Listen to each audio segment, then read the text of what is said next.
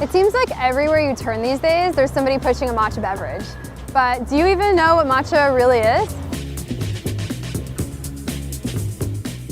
Matcha is essentially a stronger form of green tea. One of the first things you notice is its zippy green color and that it comes in powdered form. It's not steeped like a normal tea. To prepare matcha, you whisk the powder with hot water. So when drinking matcha, you're actually consuming the whole leaf. Like any form of tea, matcha originates with a healthy stock of Camellia sinensis, or the tea plant. Every April, new shoots sprout from the tips of these plants, and that's where the process for growing matcha starts to differ from regular green tea. As seen in AOI Tea Company's video, this is the point in time where the plants are shaded with tarps that only allow about 20% of the normal amount of sunlight in, and through that process they become more potent. The goal is to increase the levels of an amino acid called L-theanine. L-theanine is directly responsible for not only the full-bodied flavor of matcha, but also the calming effect so many drinkers claim the tea possesses. This process is done on average for about 3 weeks' time. Only the youngest tea leaves are plucked from the plants.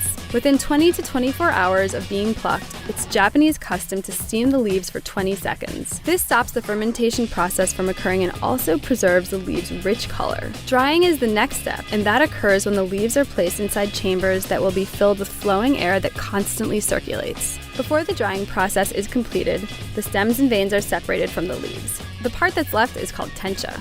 Using a stone mill, the tencha leaves are ground into a fine powder, and the matcha is ready for brewing.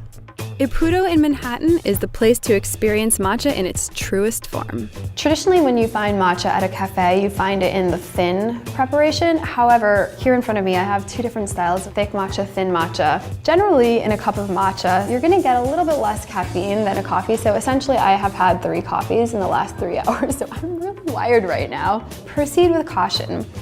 A place like Matcha Bar is serving all sorts of innovative matcha-based beverages with different flavors, not just whisked powder and water. For me, I fell in love with matcha for its functional benefit. The caffeine in matcha is being released over a 3 to 4 hour period.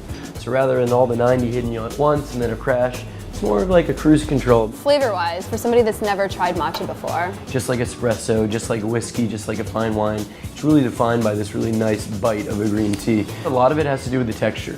So very smooth, the kind of umami flavor. Japanese foods are always known for this umami creaminess. So this here is a drink that involves matcha powder, cocoa, espresso, and almond milk.